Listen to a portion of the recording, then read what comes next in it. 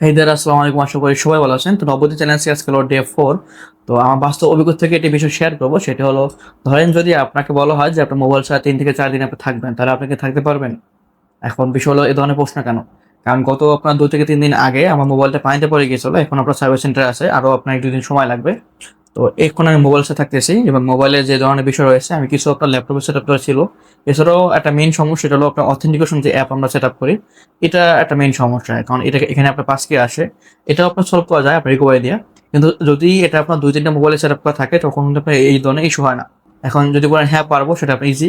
কিন্তু যদি মোবাইল নষ্ট হয়ে যায়, তখন আপনি কি করবেন? তো এই জন্য যেটা করতে হবে সেটা হলো আপনার মোবাইলের সেম ইনফরমেশন আপনার যা আছে, এটা আপনি কোনটা নোটে বা অন্য জায়গায় লিখে রাখেন, অন্যটা আপনার ডিভাইসেও সেট আপ করেন, যেমন অথেন্টিকেশন অ্যাপ আপনার আরেকটা ডিভাইসে সেট আপ করা যায়। এই বিষয়গুলো অবশ্যই খেয়াল রাখেন, কারণ আমি এই ধরনের সমস্যা করতেছি এই যে অথেন্টিকেশন অ্যাপটা নিয়ে। এটা এই ধরনের সমস্যা আপনার হতে পারে, অবশ্যই এটা আপনার 2-3টা মোবাইলে আপনি সেট আপ করে রাখবেন। তো এই ছিল আপনার ডে 4 এর একটা লার্নিং শেয়ার। তো ধন্যবাদ সকলের সাথে থাকার জন্য। আসসালামু আলাইকুম।